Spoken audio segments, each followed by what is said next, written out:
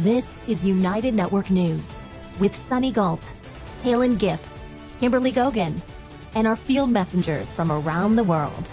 Here's today's real news. China's pension system is in trouble, with the basic pension fund expected to run dry by 2035.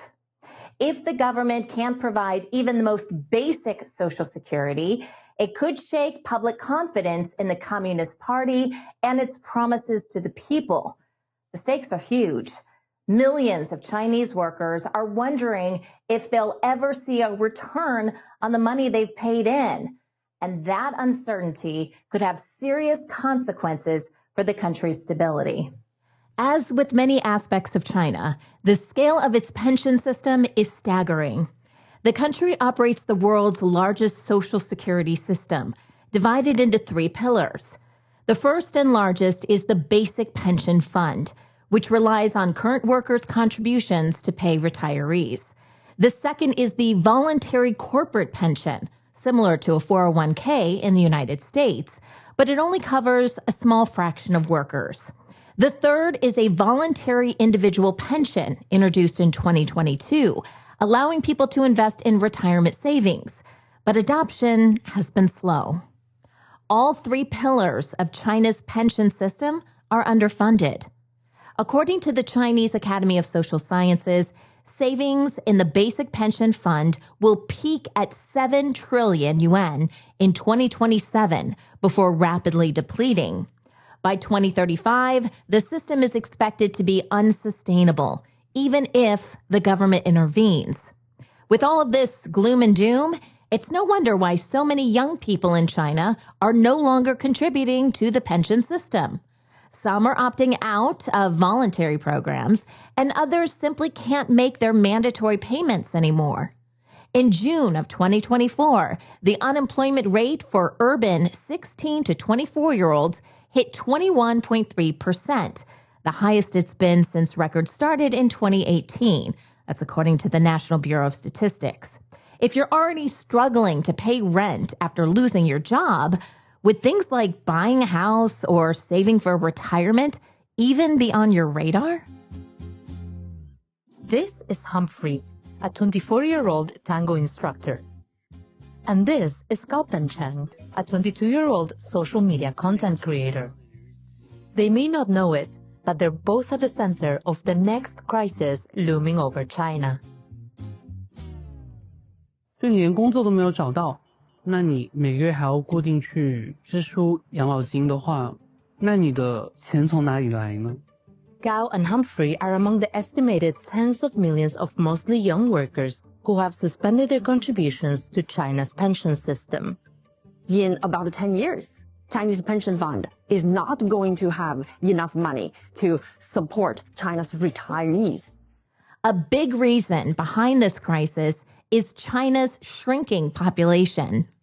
Thanks to the old one-child policy, a lot of families now follow a 4-to-1 structure, meaning one working adult is expected to support 2 parents and 4 grandparents. And with birth rates still dropping, fewer young people are joining the workforce to fund the pension system, or they're opting out, unsure if they'll ever see a return on their contributions. Making things even tougher, the number of retirees is skyrocketing. Over the next decade, more than 20 million workers will retire each year. And by 2035, China's over 60 population is set to surpass 400 million. That's more than the combined populations of the U.S. and Canada.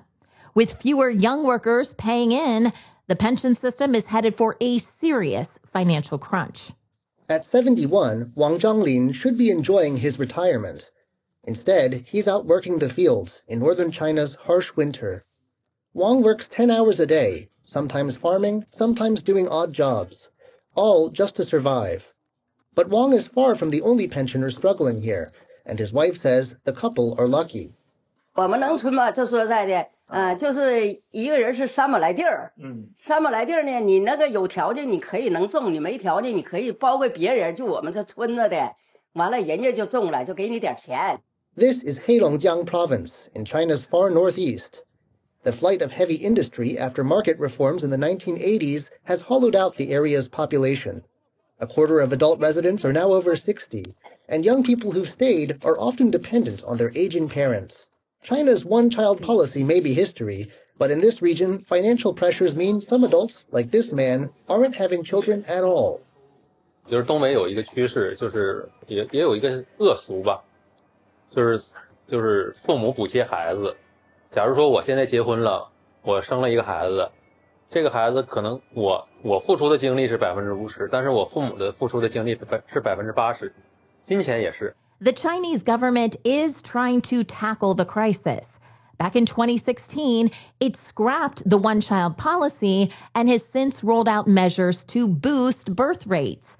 But the population is still shrinking. China's population fell by 850,000 people in 2022, the first shrinkage in 60 years. This year, in 2025, Beijing plans to raise the retirement age, bumping it up from 60 to 63 for men and from 50 to 55 for women.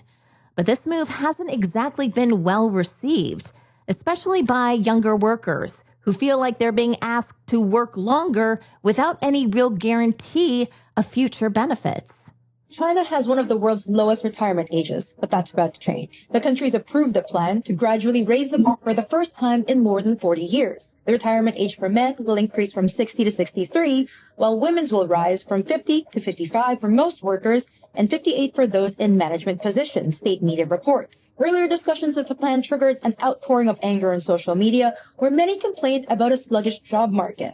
Some users also pointed out how employers often discriminate against older candidates, a problem that the government last month vowed to address. While raising the retirement age seeks to tackle China's shrinking working age population, it could also affect the already high youth unemployment as older workers stay in their jobs longer, Bloomberg Economics finds. But a bigger tax base and delayed access to benefits will relieve the pressure on the government to fund pensions as the population rapidly ages and labor force declines. China isn't the only country dealing with an aging population. Places like the U.S. are facing similar struggles. But unlike Western pension systems, which have more diverse funding sources like corporate and private retirement plans, China's system relies heavily on a single state-funded pool. And with that fund running dangerously low, the problem isn't just economic. It could have much bigger consequences.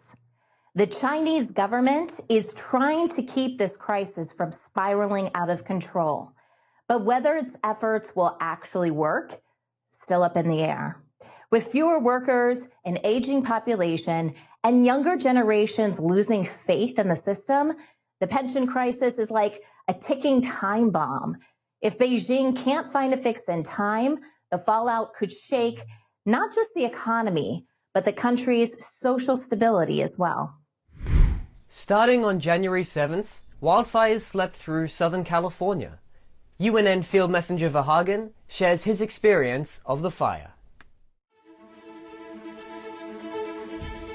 Good day, Field Messenger Verhagen reporting from Sylmar, California, where the Hearst fire was.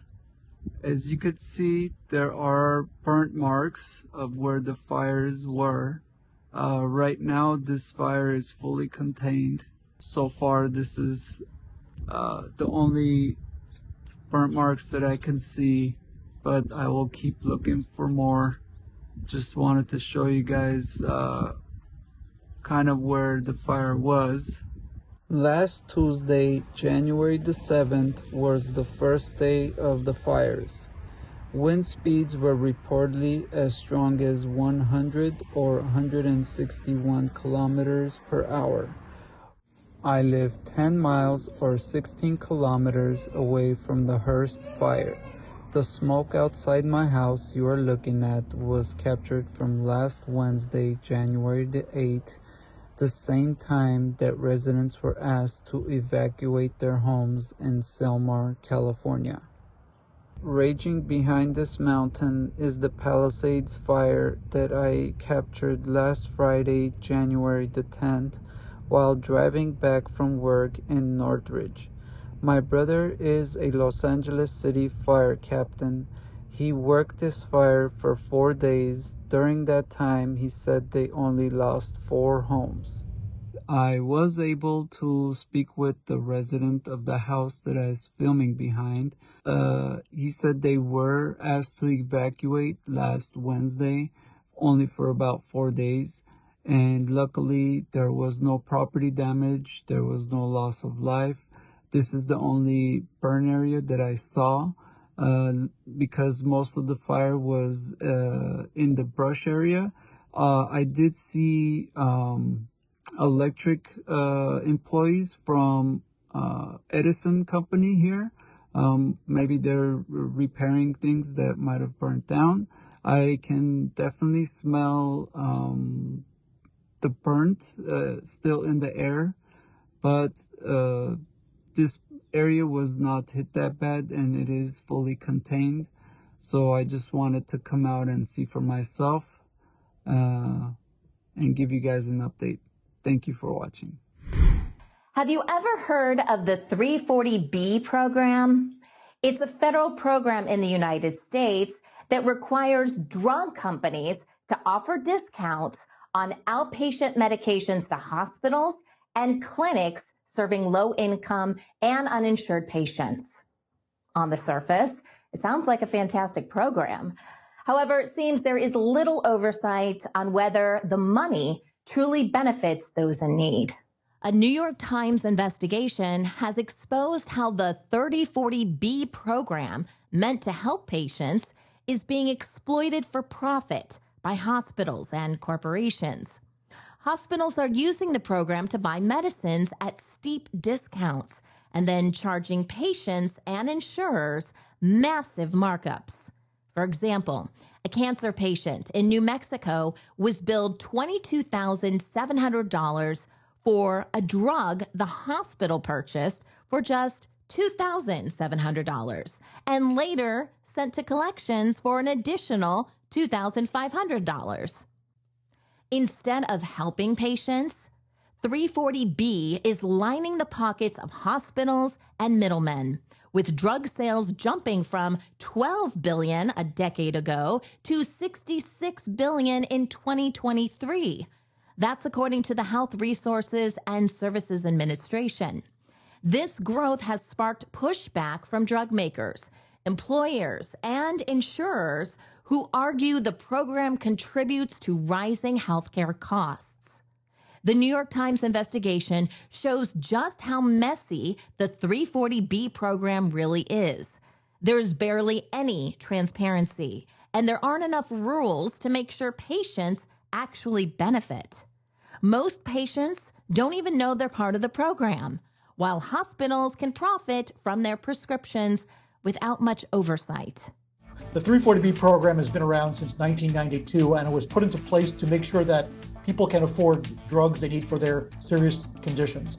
Pharmaceutical companies must sell their product at upwards of a 50%, sometimes higher discount to a lot of hospitals, largely not-for-profit hospitals. The problem is that hospitals are not passing along those discounts to the patients who need them. They're taking those 340B drugs and they're selling them at full price to insured, more affluent Americans and denying the opportunity for uninsured, less fortunate Americans to have access to the care that they need. Hospitals are charging patients higher prices, even though they bought the drugs at lower prices. They're oftentimes prescribing more expensive drugs so they can play the spread between the 340B price and the full price, which oftentimes insurance will reimburse.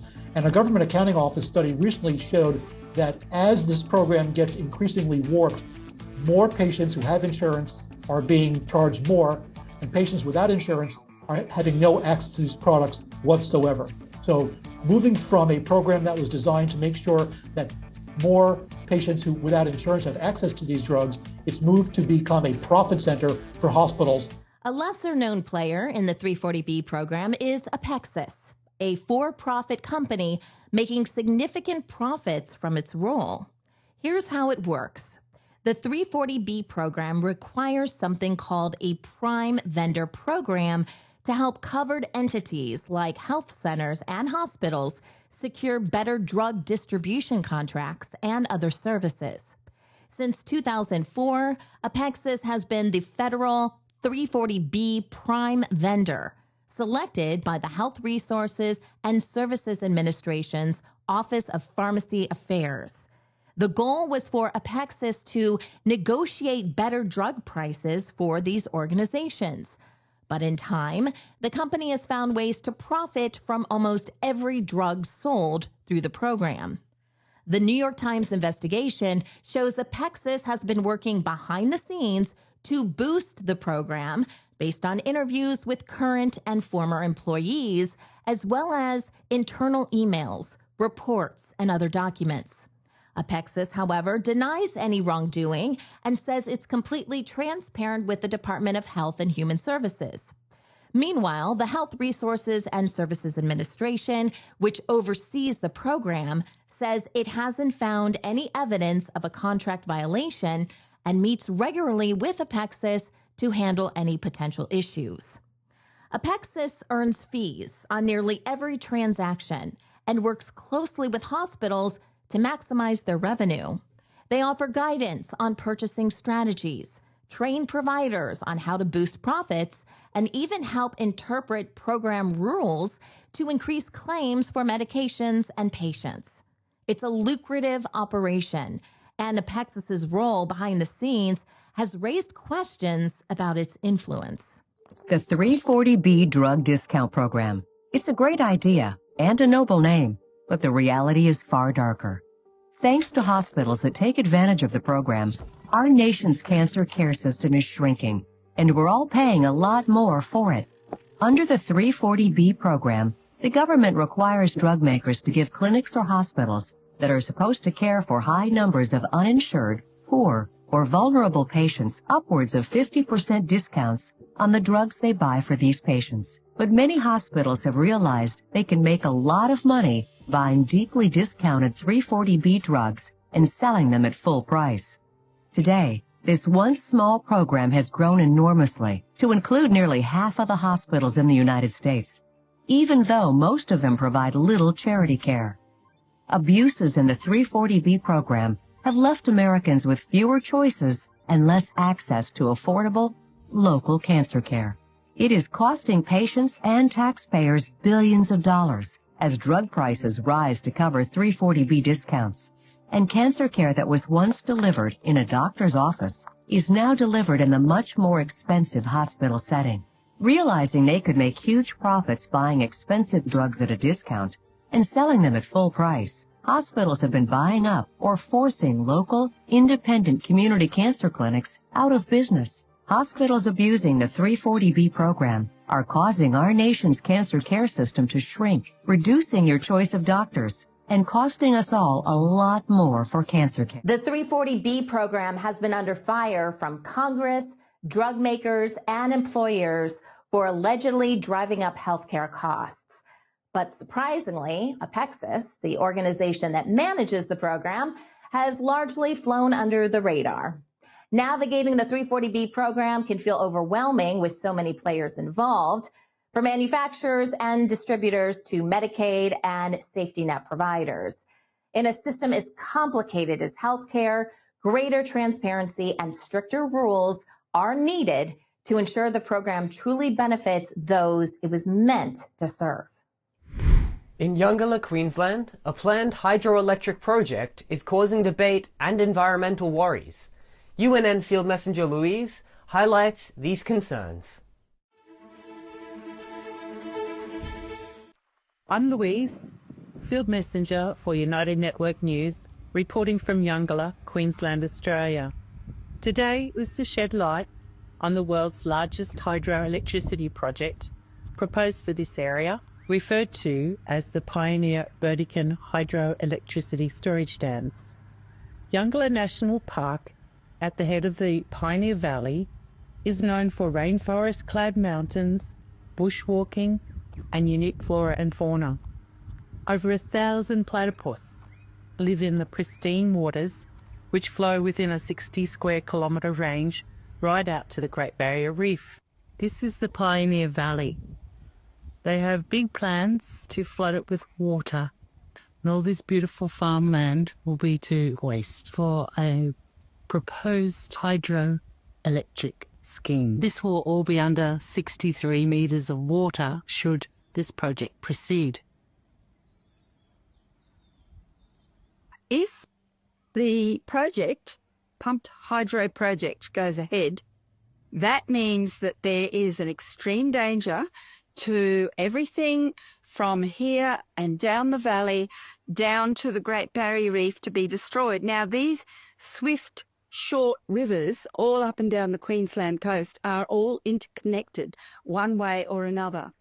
To impact on one will destroy all of the rest. To destroy that will end in absolute desecration of the whole environment and all the special species that live up here and nowhere else. Did you know currently there's no legal rule in Australia requiring organic producers to follow national standards or get accredited? This lack of regulation means the organic label can sometimes be misused, leaving farmers frustrated and consumers confused. A proposed National Organic Standard Bill introduced on November 19th, 2024, might fix this. But is it enough to keep everyone protected? Australia's organic industry has enormous potential, with 60% of the world's certified organic farmland, around 53 million hectares. Yet, despite this massive scale, it contributes just 1.36 to the global economic retail sales, according to Australian Organic Limited, the country's peak organic industry body. This disconnect shows how a lack of regulation might be holding the industry back. Organic farmers are calling for action, saying loose labeling rules are misleading consumers and harming the industry. Unlike exports, domestically sold organic products can claim to be organic without meeting strict standards. The proposed bill aims to fix this by creating clear definitions and mandatory rules. To ease the transition, small producers earning under $25,000 are exempt, and others get 3 years to adjust. Australian Organic Limited's CEO, Jackie Bryan, says Australia is the only developed country without domestic organic regulations, leaving room for greenwashing. Greenwashing occurs when companies try to look more eco-friendly than they really are, tricking people with misleading marketing. The labelling laws for organic food in Australia. If the organic food is not for export, if it's domestic consumption only, there are very lax laws about the labelling of organic. You could have a product that has perhaps got 1% organic ingredient in it, and the whole thing can be called organic, so long as it's for the domestic market. And this is not acceptable to me. I think we need to know that these labels mean something because people pay a premium for this. Australian organic food producers are rallying behind the proposed bill, seeing it as a game changer for exports and a way to bring much needed consistency to the local market. Pure Harvest, one of the country's largest certified organic producers, is especially optimistic, predicting the bill could unlock significant opportunities in major markets like China, the United States, and South Korea, with potential revenues of more than $2 million annually from China alone. While the bill has strong support, not everyone is convinced. The Department of Agriculture questioned its practicality, noting organic trade already works under current certification systems. They also raised concerns about defining organic and resourcing audits. CropLife, representing the plant science industry, supports the bill, but wants stricter rules on labeling to avoid misleading claims. On November 28, 2024, the Senate referred the bill to a committee for review, initially due by January 31st, 2025. That report has been delayed to February 11th, 2025, to ensure thorough analysis. Meanwhile, if you're buying organic, double-check certifications to ensure you're getting the real deal. A lot of people ask me, how do you really know what you're eating or purchasing is actually organic? It's really simple. Just check the label for an organic certification mark like the Bud logo. You know these products have been put through their paces. A national standard would simplify certifications, prevent brand misuse, and help ensure consumers get what they're paying for. This could also make it easier for organic producers to compete fairly while boosting trust in organic products overall. As the Australian organic industry continues to grow, clear and consistent regulations could be the key to unlocking its full potential, both locally and globally. Flinders Ranges National Park is a must-visit for nature lovers and outdoor enthusiasts. It offers diverse flora, fauna, and breathtaking geological formations that date back millions of years. UNN Field Messenger Paul shows us the natural beauty of this area. UNN Field Messenger Paul, coming to you from Wilpena Pound, Flinders Ranges, South Australia. What a wonderful morning it is. The sun is shining, it's bringing out the colour in the ranges. As you can see behind me, we truly are blessed to have such nature around us. World renowned for the picturesque views, Flinders Ranges are the largest mountain ranges in South Australia. With an overall length of more than 400 kilometres, this World Heritage Site has various places to explore via air, four-wheel drive or on foot. Some of the many hiking trails start from the popular resort and camping grounds known as Wilpena Pound. It is located in a naturally formed 80 square kilometre amphitheatre, which has allowed for the flora and fauna to flourish even though they are surrounded by semi-arid desert landscape. The native wildlife includes these wallabies, lizards, echidnas, parrots, and even butterflies, all of which blend into their surroundings. Like them, I too have enjoyed my time in this beautiful environment. This is Field Messenger Paul from UNN signing off from one of the many hiking trails in the Flinders Ranges National Park. Have a wonderful day. Are you ready to change the world? Take the next step and join our weekly Field Messenger meetings. Learn more at unitednetwork.earth. I am United Network News, and so are you.